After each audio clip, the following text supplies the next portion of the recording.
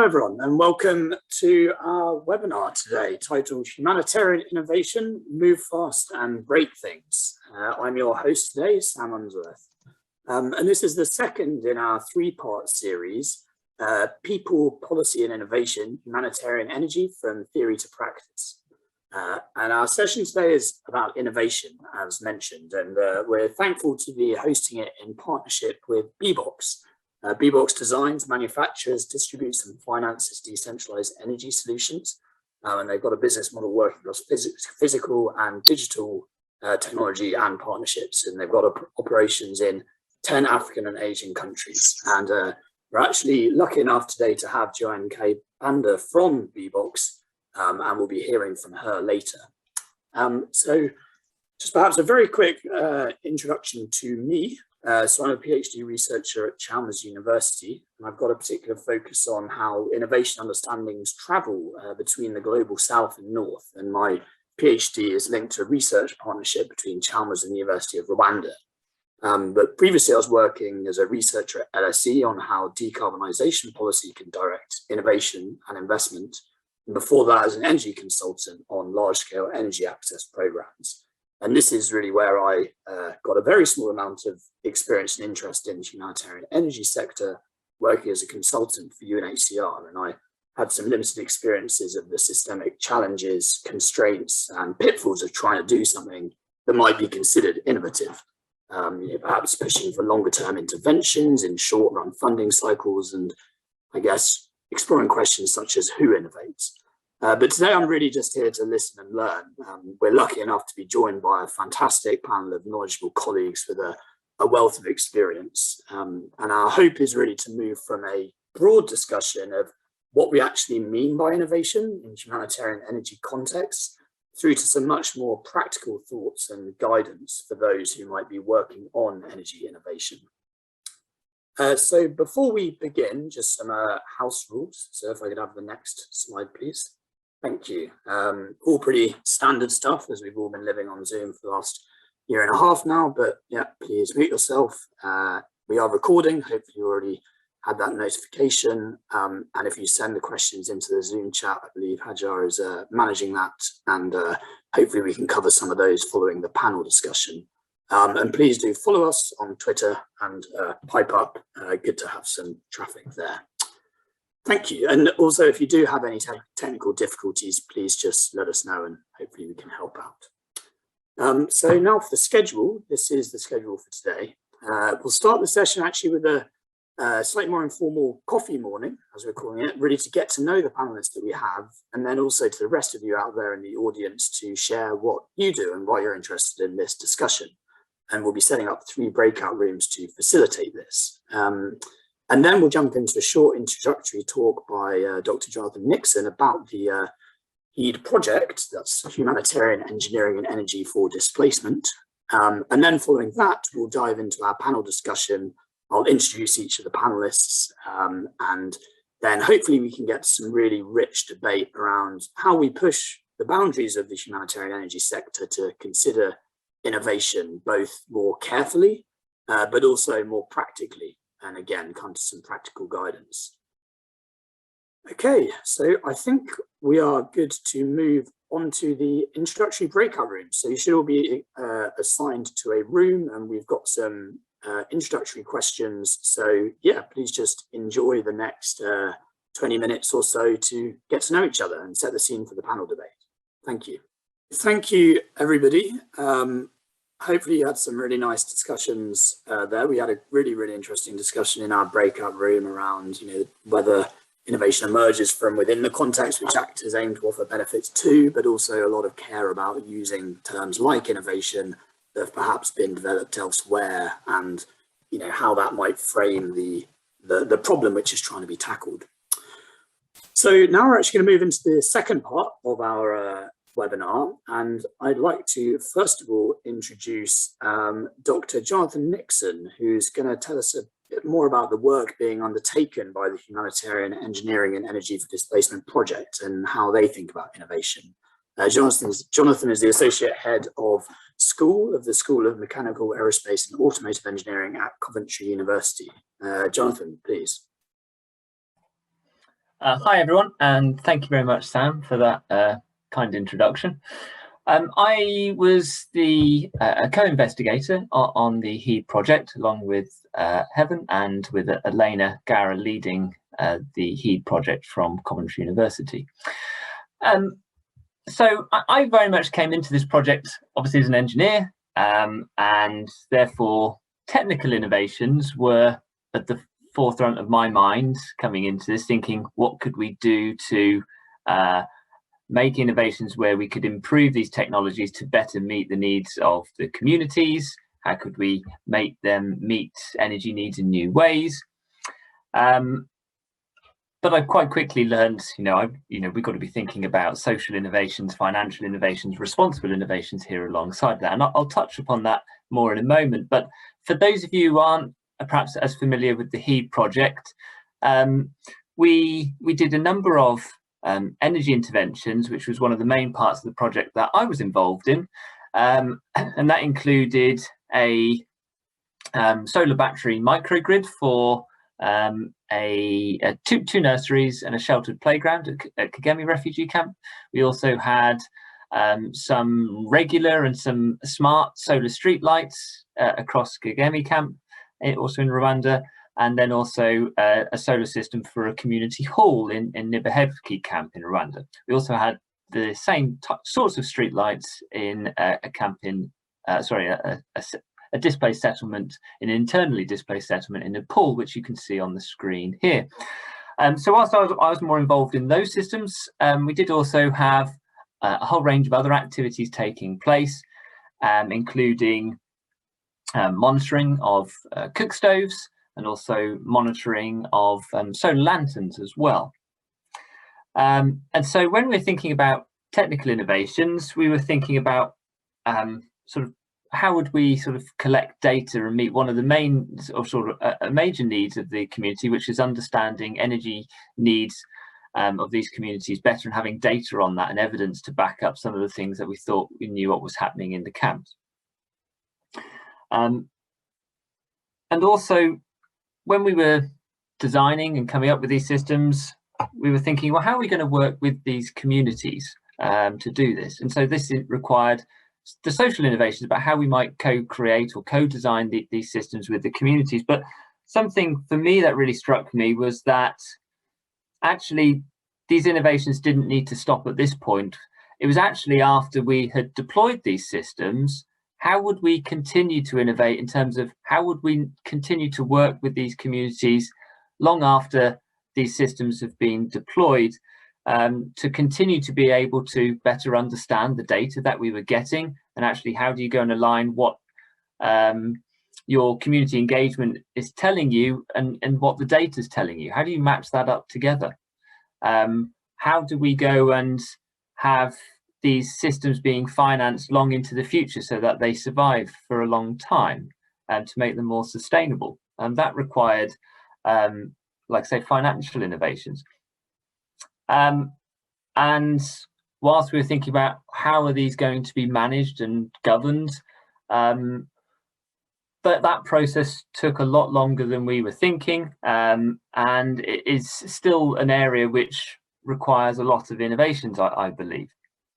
So I suppose my learning from the project was not only have you got to be thinking about sort of what you do both during concept phase of coming up with these interventions, deployment and the commissioning of these systems, but actually what are you going to do afterwards? And how can funded projects actually cover that lifespan of a project to continue to be able to enable these innovations?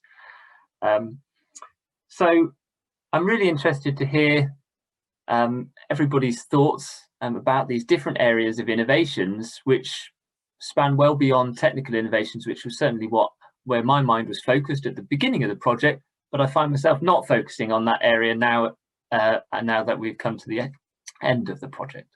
So thank you very much. I shall now pass over to the next people. Thank you, Jonathan, much appreciated. And I'll just give a little bio of each of the panelists before we move into the discussion. I think, Jonathan raised some really interesting points there around, what different types of innovation perhaps that we can dig into. So first of all, I'd like to introduce Vahid Jahangiri. Vahid, please give everyone a little wave if your camera's on, from the International Lifeline Fund. And Vahid joined the International Lifeline Fund in 2006, and since then he has successfully led various energy and water initiatives in both humanitarian social enterprise settings in sub-Saharan Africa and Haiti. Vahid has extensive knowledge in program design and implementation and sits on the UNITAR Global Plan of Action Steering Committee, where it aims to work on collective activities to advance the humanitarian sector's integration of sustainable energy solutions in policy and practice. Vahid leads the technical team of Lifeline in supporting UN agencies to formulate realistic energy strategies and innovative technologies in the cook stove sector. I'd next like to introduce Professor Heaven Crawley. Professor Heaven Crawley joined the Centre for Trust, Peace and Social Relations at Coventry University in September 2014, from where she leads the UKRI GCRF South-South Migration, Inequality and Development Hub.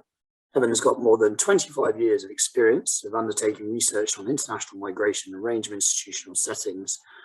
Previously, she worked at the UK Home Office and was an associate director at the Institute for Public Policy Research. And she's managed various projects in international research consultancy before now returning to academia. And finally, I'd like to introduce Joanne Kayibanda from Bbox. I mentioned our host today, and she's the head of operations at Bbox Kenya. Joanne runs the Bbox Kenya operations, which work to help transform lives through access to renewable energy. And her mission is to contribute to society while growing her expertise. She's a Rwandan national, born and raised across multiple countries in the East African region. And she's got a team of 150 employees as part of an international group with a presence across Africa and Asia. And she's involved in various aspects of the company. So as you can see, we've got a really rich blend of experience there, running from research through to the much more sort of pragmatic elements of operating companies that work in this context of humanitarian energy innovation and also funding. So I'm really looking forward to the discussion, and I think it's time to launch into it. So perhaps if I can have the next slide with the questions, if that's possible. Do we have that slide? If not, we can just, I can ping questions at people. So the first question I wanted to raise, and I think it's an important one because as has been shown, we have quite a wide range of understandings of innovation. I'd like to ask the panel, what does innovation mean to you in the context of humanitarian energy? So perhaps I will ask Vahid first, and then please other panelists join in. Sure, well, thank you very much. From my side, innovation essentially means a new idea where you can create value for the communities that you're targeting. And this new idea can be in terms of, could be in terms of technology, methodology, implementation, or even a strategic partnerships. But essentially is that, can you create new value where it can add significant value to the communities that you're trying to serve, and it can actually impact their lives in a positive way.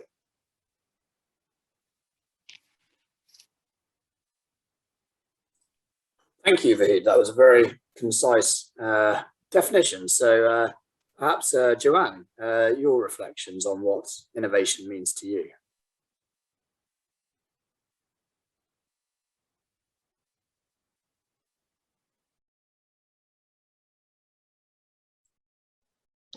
Yeah, sorry.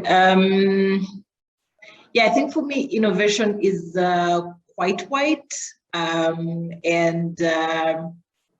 mean, just to use one word, I think for me, I would say it is real change. And by real change, I mean, if it starts from, in this specific context, in the humanitarian context, I would say really from adaptation to financing. It's quite really wide, but just to make it brief, I think for me it's real change, getting the good practice and basically institutionalizing good practice, so that you don't just end up having some sort of ad hoc pilots or ad hoc projects or research, and then it's just kept somewhere. So for me, innovation is basically, how do you get all the research, all the different pilots and practices, and put them into practice. So that is, for me, a huge explanation for innovation. Thank you. Evan, please. Thank you, Sam, and thank you, Vahid and Johan. I think I was really interested to hear your definitions of innovation, because as I was saying in the introduction, when we were meeting separately in the breakout rooms, the word innovation is not something that's in my world. I work with refugees. I work in what you might call a humanitarian sector or humanitarian setting.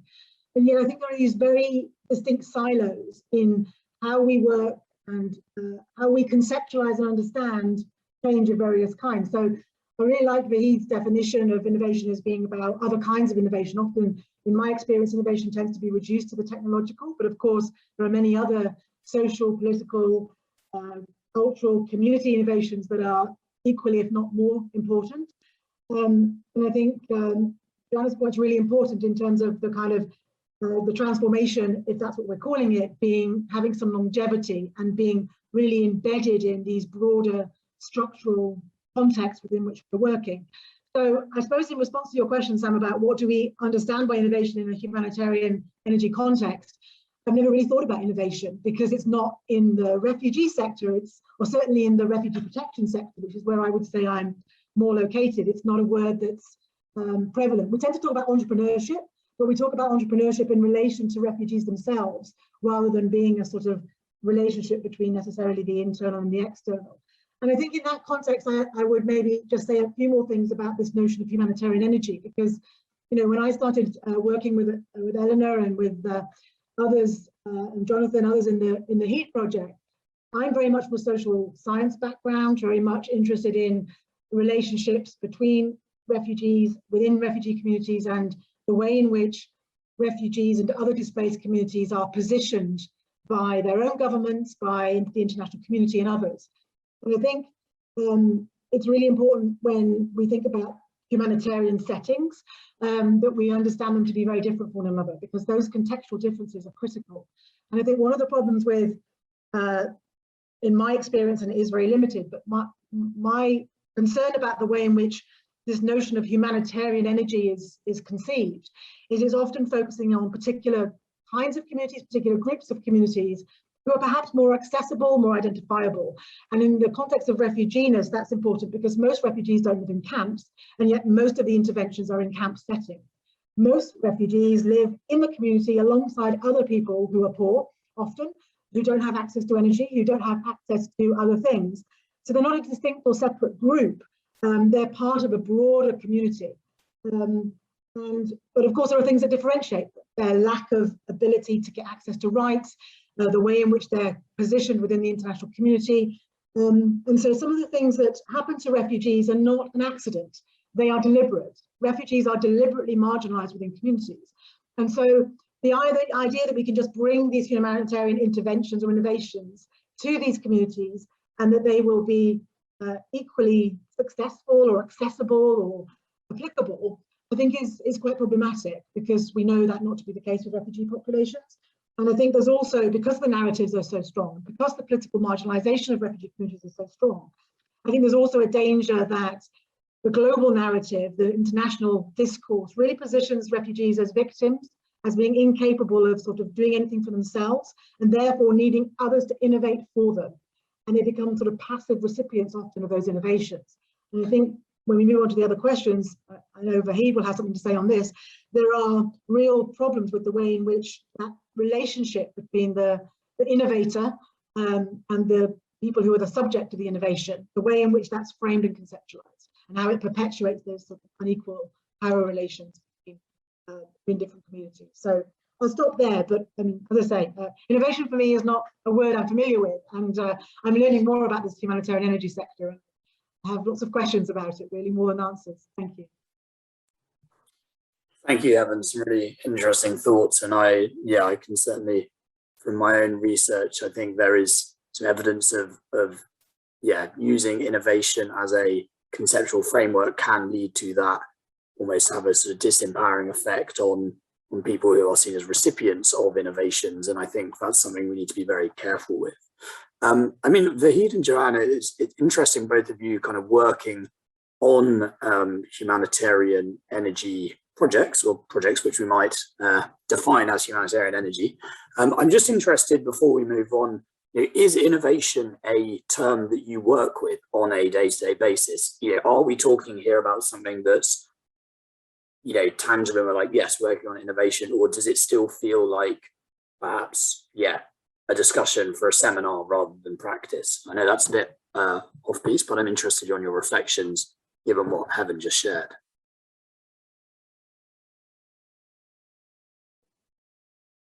I wouldn't say it's a term that we work with on a day-to-day basis. But for me, just thinking a bit more specific from, again, a private sector point of view, and this is also part of the discussion that we had briefly in the breakout session. Looking at innovation for me, as in the private sector and in the context of the humanitarian energy, it is adaptation. How do we adapt from both the provider as the private sector to the end user? I think there are several innovations in this context. When it comes to the humanitarian context, there are significant changes that we need to make as a business to be able to adapt. And part of that is, governance, information. There's, I could go on and on, but it's really more about adaptability for me. Thinking about this context, looking at the experience, how does, the expert company, how do we adapt? How do we relate this to the end user? How, what are some of the different capabilities that we could work with the humanitarian organizations, with the government, some of the policy changes? Because one of the key things that from my experience, and this is an opportunity, but one of the examples I can give is we've recently had a bit of what I would call innovative financing. So an approach toward a market-based financing, where organizations like SNV are coming up. So currently there's a market-based energy access project, and it's really more around awareness creation. How do we ensure that the end user sees this as an actual need? How do we create awareness around that, technical development? So for me, I think two key things, and one is the adaptability, and within that adaptability comes the financials.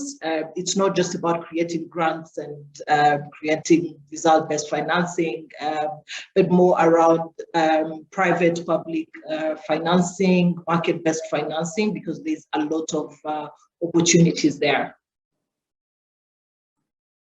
Thank you, Joanne. That's some really interesting thoughts. Yeah, we haven't spoken much about financing yet and how that can be innovative, and also that focus on adaptation, I think, is really strong. Vahid, please, do you sort of work with innovation? Yes. I believe there are several baskets here.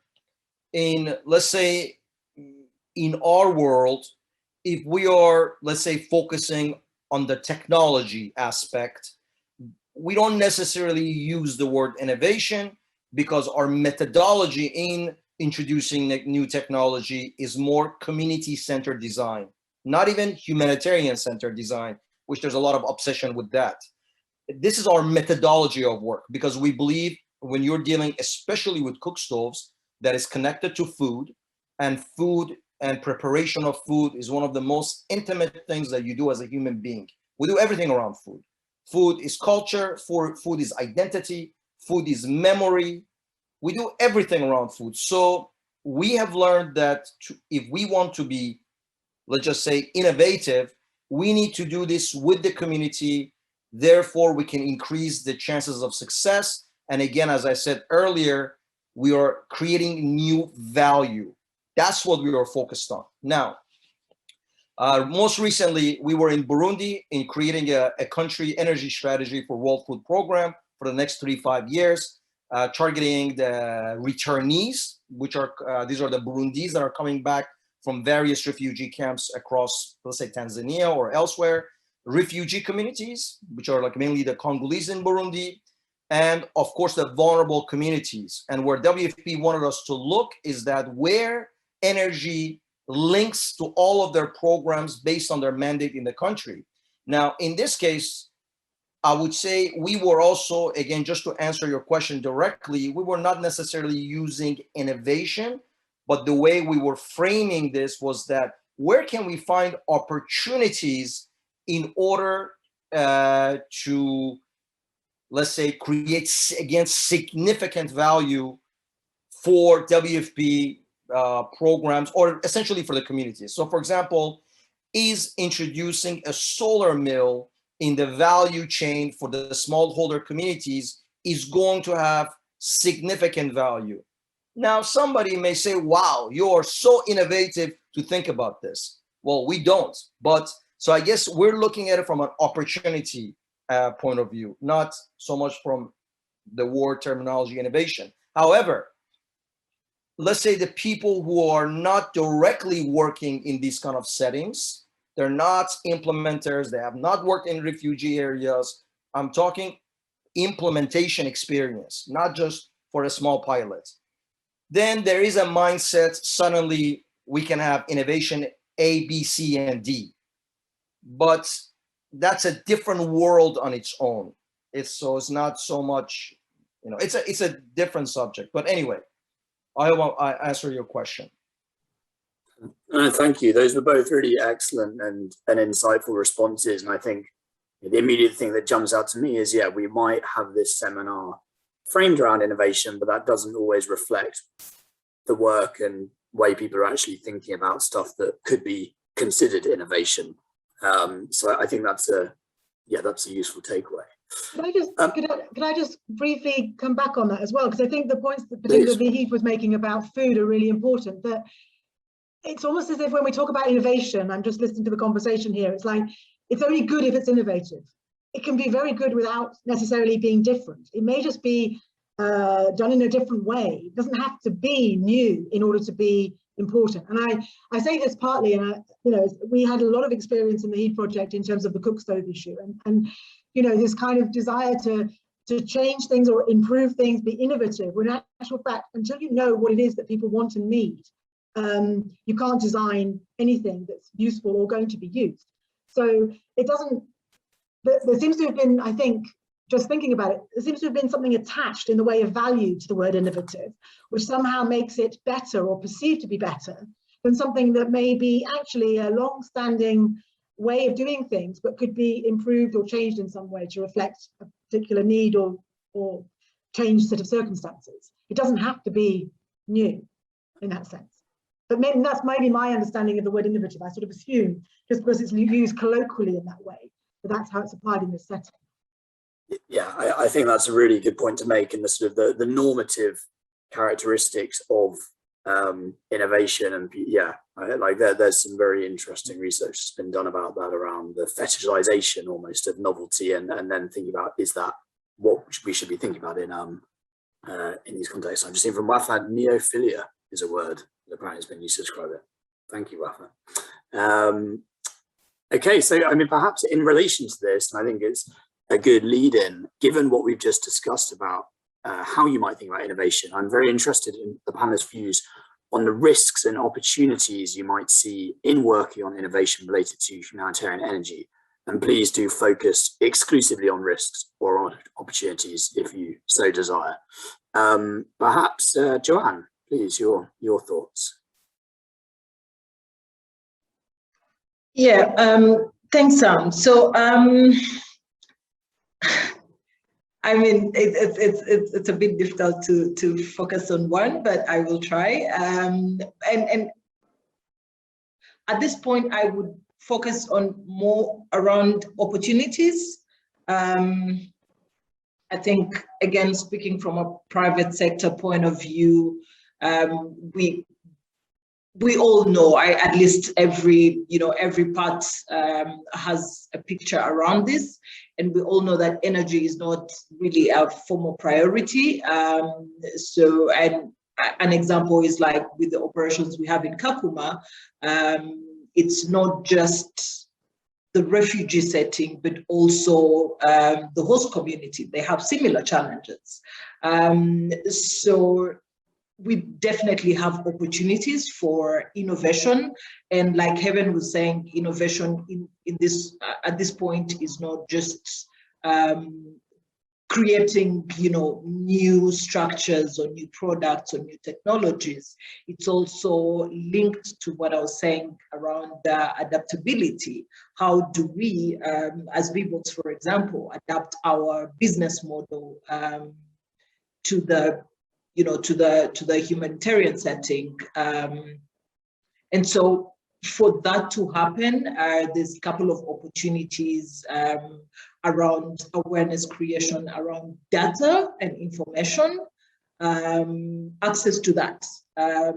And I feel like there is a lot of research that's being done around different humanitarian settings, but then where is it? Where is the information? Like, there needs to be that sharing of information. So I feel like that's an opportunity that we have.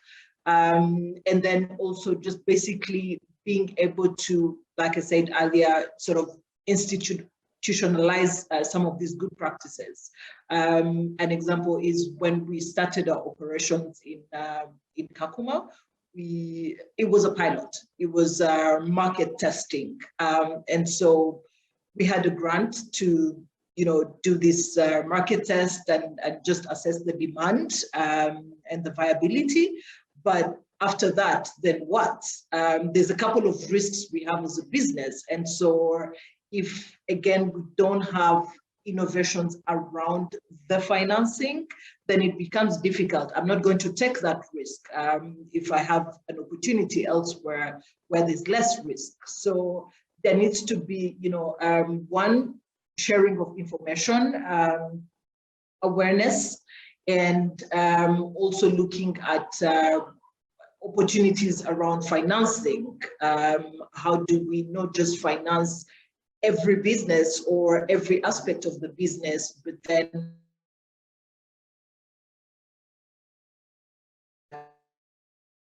I think we might have just lost you briefly, Joanne. We'll just hold for a second just in case you come back.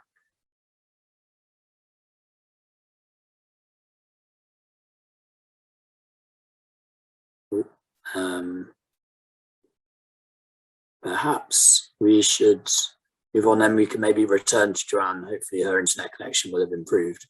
Vahid, do we have you there? Yes, can you hear me?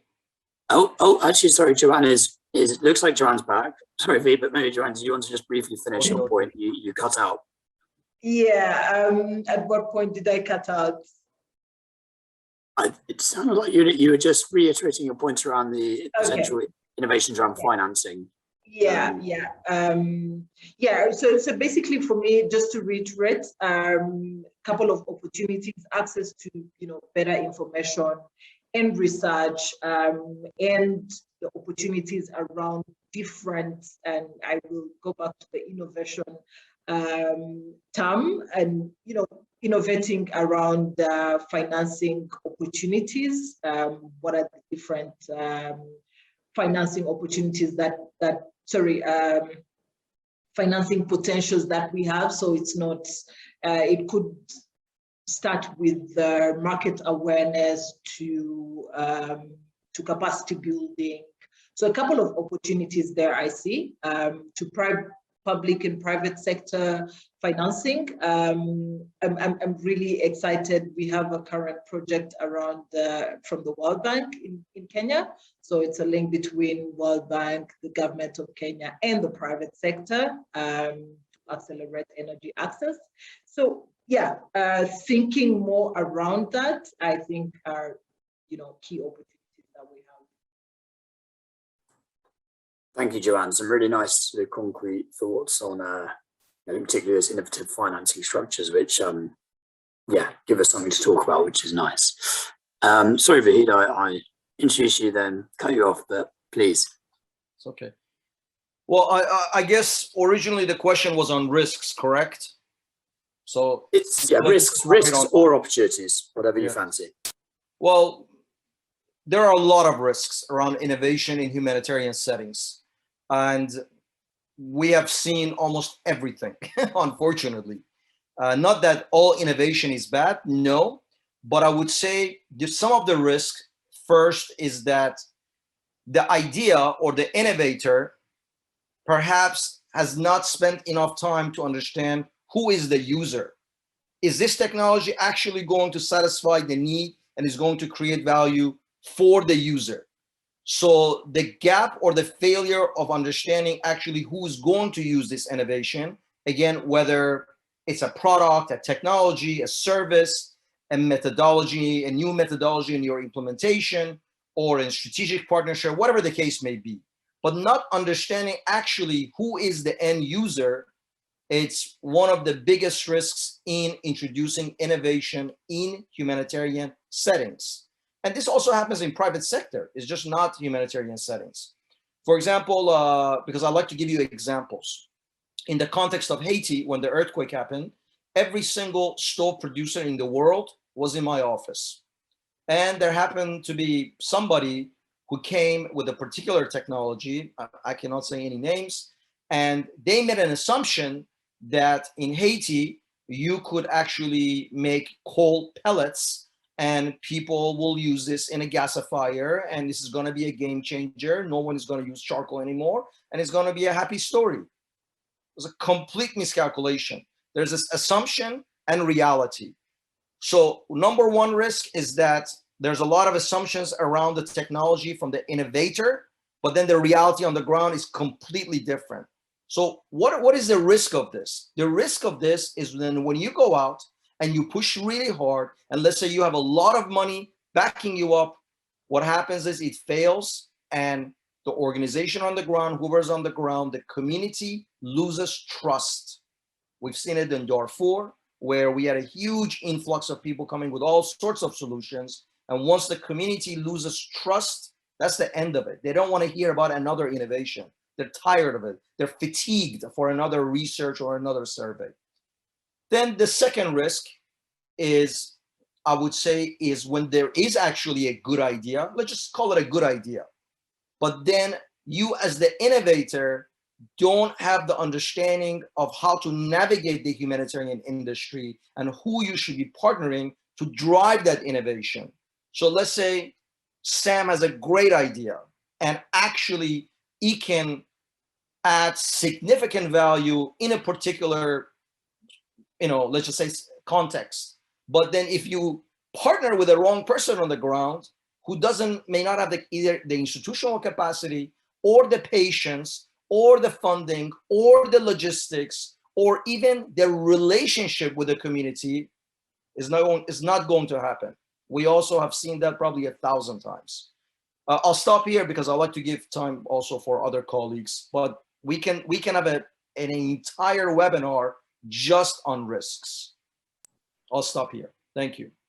I know I would join that webinar. I could listen to that for a long time, not just because it's easy listening, but really, really interesting and important thoughts. Thank you, Vahid. Hopefully we'll come back to them. Heaven, please, risks or opportunities as you like.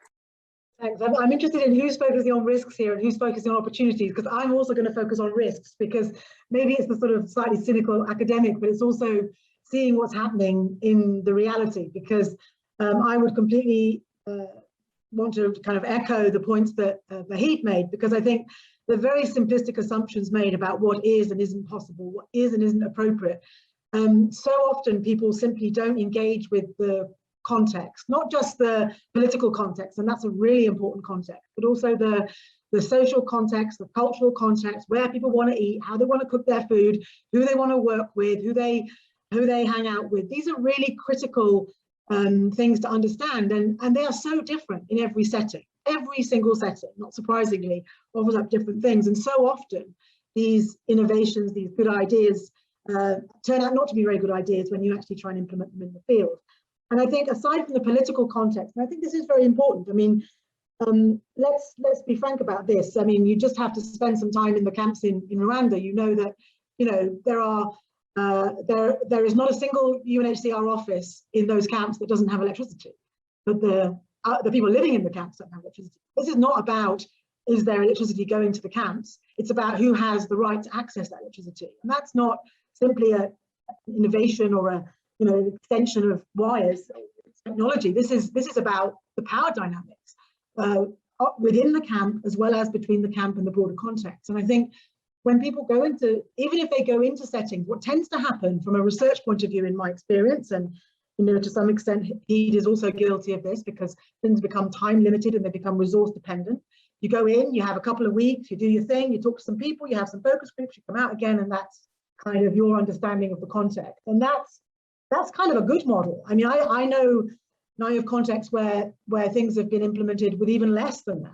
But I mean, that's kind of the best scenario, 2 weeks, a month maybe. But that's not enough time to get to understand the power dynamics of the camp itself, or of the context. So I said earlier that, you know, 80% of people, refugees, don't live in camps. Now, when you're working with refugees and displaced populations who are living in a community, then you also have the dynamics and the interaction between those people and the community of which they're a part. But even if you just took a camp context, I mean, you know, issues of gender, we haven't spoken about gender yet, but there are huge differences in terms of who has access to innovation or technology, you know, what the needs of those people are, and how innovation can also change the dynamics. And even out with innovation, simply the provision of humanitarian energy or energy can change the dynamics. And, you know, when we were in Rwanda, we heard time and time again anecdotes about how this has happened in practice. You know, when people put lighting in latrines so that women and girls can access those facilities at night, those facilities become places where men hang out and meet with people and play cards and all the rest of it. So actually understanding the gender dynamics of the context where you're putting in what appears to be a good idea is critical. Otherwise, you actually can make things worse. And I think that's the biggest risk from my perspective, is focusing too much on the innovation, the technology, the change, and not enough on not just what the context is, but what those people actually want and need. Actually asking people that question. It's a really important question, and it seems like a very obvious one, but I can't tell you how often it's not asked. And to me, that, I mean, you know, no, there's going to be no uptake for any innovation or good idea if people don't actually want it. So that's the number one thing. So I think there are huge risks, and these risks are not just about innovation, they're about how humanitarian work is undertaken more generally, actually. So back to this whole thing about the dynamic between North and South, the giver, the recipient, and how that can replicate and reinforce existing inequalities, not just in access to things, but also in terms of how these problems are conceptualized and understood, who defines the problem, who says what the solution is, who says what the needs are. So I'll stop there. More risks than opportunities from my perspective, but happy to hear that Joanne is on the opportunity side. Yeah, thank you, Heaven. And I mean, I think from the first question on what does innovation mean to us, hopefully that did establish that it can mean a whole load of different things, and hopefully I can speak for the panel that we're not necessarily seeing these things in direct opposition. I think some of Joanne's ideas around innovative financing structures, for instance, you know, does not naturally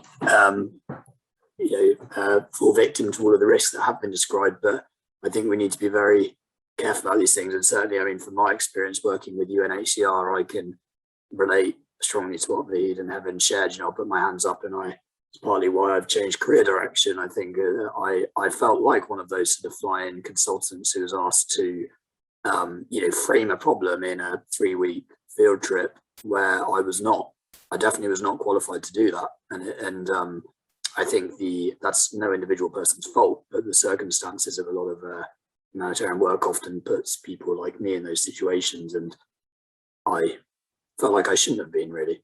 So I think that certainly thinking through innovation can provide a lens to show when things are being done in an irresponsible way. So perhaps on that point of irresponsibility, I'll move on to our last question before we take questions from the audience. So I think, you know, obviously we've just heard lots of risks and also some opportunities, and just any reflections from the panel, given that on practical steps that might be taken by, I guess we have humanitarian practitioners in mind here, to make innovation related to humanitarian energy more responsible. So taking the assumption this stuff is happening, people are trying to be innovative, you know, what key takeaways might you give to avoid some of the risks that we've described? Perhaps Vahid. Well, it's a sorry, it's a very long discussion. I think Heaven actually brought one of the most critical points, which was context analysis. So if innovators want to actually have something, whatever that may be, they really need to understand the context on the ground, and they also need to understand who they can partner with that is going to have the responsibility to drive that innovation on the ground. I think in the breakout session we spoke. I believe one of the colleagues, or was it, I cannot remember now, was discussing. Okay, now you brought an innovation on the ground. How long is going to last? Who's going to continue looking at this? Especially, as you know very well, with any kind of innovation or a new idea, it needs to go through a lot of iterations. Without that, the chances of success may not be that high. So I would say that from my side, if I was going to recommend something to innovators, is exactly what Heaven said first: context analysis, who you partner with that has the capacity to drive it and is going to be patient, and they have the institutional capacity to be able to drive the whole thing from A to Z, the entire cycle. And at the same time, really understanding the needs of the people, which also goes back to the context and actually who the users are. And I think that's where I would put the most focus on. Yeah.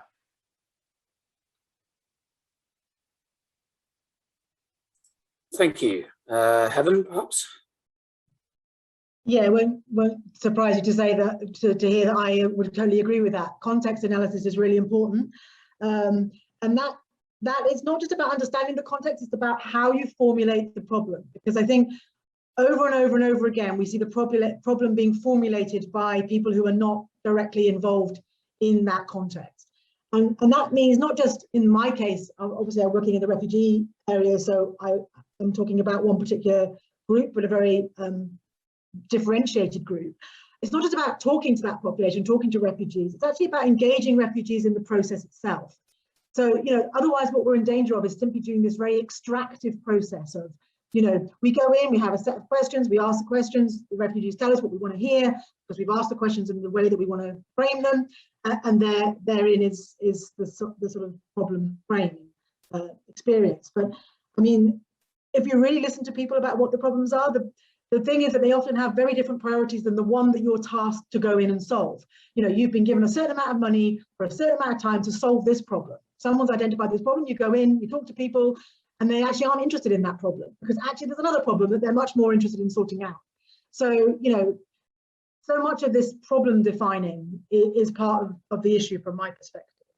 I think the other thing, we haven't talked about that, and again, it's back to what do we mean by innovation, but there's so much that's going on within communities themselves that could be supported and developed and promoted.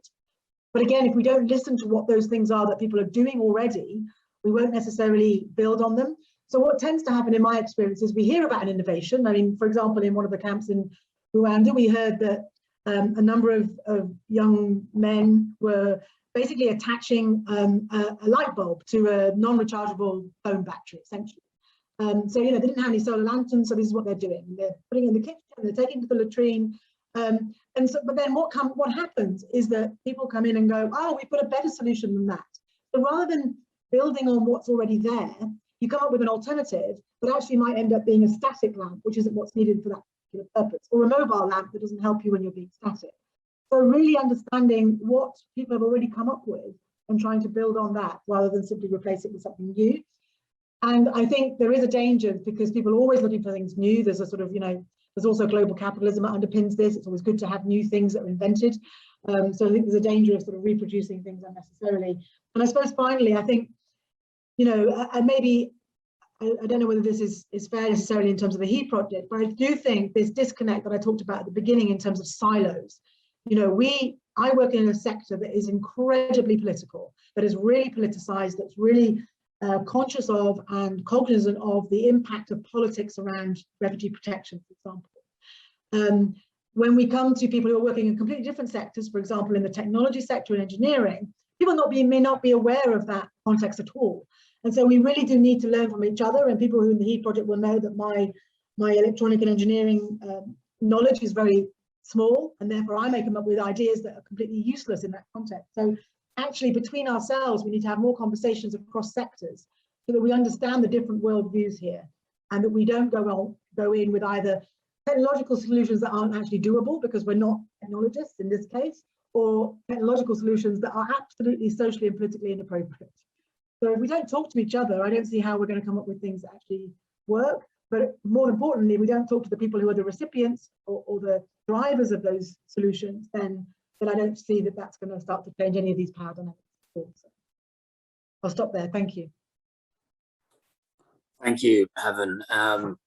Yeah, again, some really useful thoughts. Yeah, my brain is worrying. Joanne, yeah, your thoughts on sort of practical guidance, and I think actually maybe we can try and also cover a question from Hajar, which came through around, you know, actually any particular experience you have in terms of financing models that work, given your, I guess, maybe more positive appraisal of the potential for innovation. So yeah, kind of advice on what might actually work in terms of financing models, as well as your broader reflections on what people should do. Yeah, I think I will reiterate what both Vahid and Heaven mentioned. I feel like everyone has part of the picture, but then what we actually don't clearly have is the end user needs. So we need to have a clear understanding of what do they actually need for us to be able to innovate. And once we have that, I mean, it makes things easier. And then we also need, from a government perspective, there needs to go, I think this year, or probably last year, I can't really recall clearly, but there was, sorry, I hope you didn't lose me again. Okay, there was a bit of sort of political instability, where, you know, there were rumors around one of the refugee camps closing, and that creates a lot of distortion, right? And this is nothing to do with the refugee camp. It's really more political. So if there's no actual buy-in from the government, I think that also becomes a bit of a challenge. So for us to be able to have this change, we need also buy-in from the governments where these refugees are located. And really talking about Hajar's question around innovative financing, I think I did give briefly an example of where it has worked for us specifically, and because one of the risks, like has been mentioned before, is around information, access to the information, and just trying to understand the need that, you know, the refugees have. And we've been having market-based initiative that is going on, some financing from the end of project. And this is really to understand if I've innovated, I have multiple products. For example, I have maybe a 3-light system and a 5-light system, and of course there's different pricing there. What is the capability of the end user in terms of payment? Are they able to pay for a smaller product or a bigger product? Are they looking at sustainability, or are they just looking at today and then, you know, tomorrow I will figure it out? So those are some of, when it comes to financing, it's not just de-risking the business, but it's also around information access, market understanding. So it's a bit of a wider scope than just focusing on the risks. Yeah. Thank you, Joanne. I think that actually really nicely brings together what sort of Vahid and Heaven are emphasizing around, you know, context, understanding and analysis with what you're talking about with finance. It really is, yeah, kind of know the customers that you're working with, understand their priorities, needs. So it's a really valuable insight. And also I realized I got slightly confused with the questions in the chat. So I asked half the question, but the full question, just in case anyone had any further thoughts, was can you highlight some of the incentives for the private sector to work in refugee contexts, knowing that purchasing power in these camps is not much? What kinds of financing models work? So just in case anyone had any further thoughts on that. Just on that point about purchasing power, I think it's an important point, but in a way it reflects some of the assumptions that are made about refugees in different contexts. Because, you know, you take Kakuma, for example, this is a town, a city. I mean, this is a place where people have been living and working and running businesses for 20 plus years, you know. So there is huge differentiation within camps, and there are almost invariably people who are better off than others for different reasons. Some people through longevity and entrepreneurship, some people through remittances from abroad. I mean, there are lots of different reasons why people do have resources. So I think there are purchasing power issues for sure. I mean, overall, people are generally poorer, but frankly, in the context of Rwanda, people are very poor anyway. But I think we shouldn't assume that people don't have the possibilities of changing things, and therefore, as Joanne's saying, I think adapt our models to be able to cope with perhaps the periodic nature of their income, or in some way adapt the financing models to support them in that particular context. But, you know, it's not that refugees have lots of money, but some certainly do have more than others. Thank you. Good sort of clarification again around those assumptions that I guess practitioners may be making. Joanne, Vahid, any further comments before we open to the floor? Well, I think it really depends where. Naturally, a refugee settlement in Uganda is very different than Dadaab refugee camp or Kakuma or IDP settings, let's say in Darfur, versus the South Sudanese refugees here in Ethiopia, for example, in the Gambela region. But this whole affordability by refugees, I would say from, let's say 5, 6, 7 years ago, started to become a more of a issue. Let's say it was a new language now in the humanitarian refugee settings, because before this was not something that we would focus on. And initially, I would say from an ethical point of view, we had a lot of issues with this, because here you are, a woman with 2 kids, have crossed South Sudan, God knows what has happened to you. And then we want to ask them, can you afford to purchase a stove for $25? We find that completely unethical. I'm just being very non-diplomatic here. But there's been a push from the donors, from governments, from the private sector. How do we make these refugees to be able to afford things? I think it really depends, as Heaven says, where. If you're looking at the Dadaab refugee camp, where I worked there for 7 years, it's a completely a different world than a Uganda refugee settlement. And even in Uganda, depends which camp you're actually talking about. In addition to that, of course, if there are programs where they're providing cash vouchers, then okay, that affordability maybe not can be something. But overall, I think maybe I have my humanitarian hat on right now. It's something that we ourselves have been very, very careful about. Because what if that was us? Here you are with all of these things that's happened to you, with the most terrible stories that you can hear, especially from I'll say from women, and then we want to make a customer out of them. We have a problem with that. But if there is a mechanism that can support in improving the lives of these communities, actually, we don't even like to call them beneficiaries. We also think that's wrong. Let's just say the communities, the households, then okay, we can think about that. We can be innovative in a way. Somehow we can link private sector with these settlements and work something out. But yeah, I mean, there's a lot I can talk about. This is like another 5 hours, but I'll stop here. Yeah, and maybe just to jump in there, Sam, I think that's where the adaptability comes in, because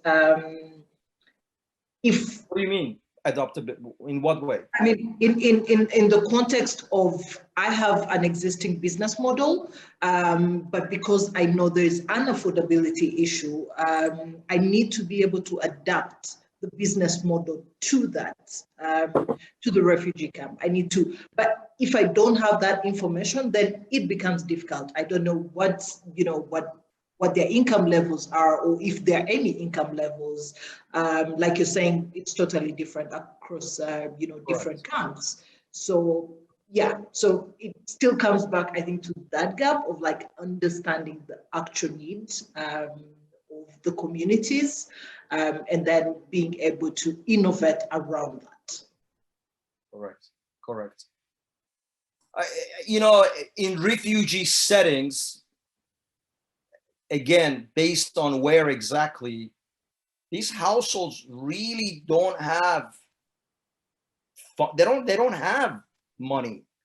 And we have all these innovative ideas that somehow we're going to make all of them entrepreneurs. They're going to be business people. They're going to be leaders, and we're going to uplift their lives.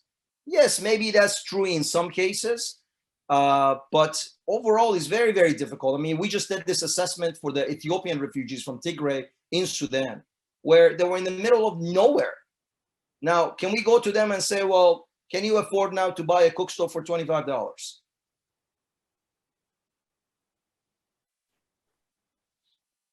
Yeah, thank you. And I mean, I think that's it's almost a cautionary tale for how innovation might be deployed in humanitarian context. What you're saying about affordability framings and as you say, the problematic aspects of that. And I think certainly innovation has like a narrative, if used in the wrong way, or in a lot of ways in humanitarian context, could come up with the same sort of problems. I think we've got 3 minutes left. Heaven, you look like you. I just wanted to add on to that, because I think, yes, there is an issue about innovation and basically capitalism and the private sector. But I think there's, again, a political context. You know, governments are increasingly relying upon the private sector to do what they should be doing anyway. Governments should be doing this. Governments should be providing cook stoves. Governments should be doing the kinds of things that enable people to be able to uplift in some way, because that's their responsibility under international law. And yet, increasingly, the narrative, when we look at the global compact and everything else, is refugees need to become self-reliant, and we need to rely on the, you know, this whole of society approach. We need to rely upon the private sector and others to sort of do this. And it's a very different way of looking at how you would look after refugees, actually. It's a very big fundamental shift in the last 5 years as to the politics of protection. And we're moving away increasingly from a state-led system towards private sector model in some ways. And there are some advantages of that, but there are also many disadvantages, because it takes away the responsibility from states, and it puts the pressure on refugees to pull themselves up when, as he says, they're often not in a position to be able to do that. So I think there's a bigger context of refuginess, which is slightly different than the humanitarian section more generally, but it's certainly one that's influencing the nature of innovation in this field. Thank you. I think we've got 1 minute to go, so we're probably going to have to close off the conversation there. But thank you for the question we did receive from the audience. And I mean, yeah, I'd like to say a huge thank you to all of our panelists, and of course Jonathan as well for his contributions, and all of you for joining. I mean, I think there's been some really interesting takeaways. I mean, I think first of all I think we really need a very broad understanding of innovation when we talk about it, and avoid a kind of prescriptive understanding of this is what innovation is and this is what we should do, particularly associated with technologies. And I think, I think essentially being very, very careful about how we use these terms is coming through, I think, strongly from the panelists and everybody else. I think if we use terms like humanitarian energy and innovation, who are we potentially excluding and whose understandings are we using when we talk about these things? But I do think it sounds like there are some possible opportunities. Both can be a framework to identify poor processes and poor practices, and also some, I think, quite interesting potential around finance and financial innovation, particularly when we think carefully about what people's experiences are and how we align finance with experiences and needs. And I think just the last thought I mentioned is just that it's really context, as always, context being everything. A final note, I think Hajar's just posted information. We've got another webinar in the series, which I believe is on the 23rd of September. I think there's some information there in the chat box. Yeah, there it is, 23rd of September. So I will close now. So just once more, a huge thank you to all of our panelists. Really fascinating discussions, and hopefully the start of many more. So thank you all very much for joining, and thank you to Hajar, Ben and the team for organising.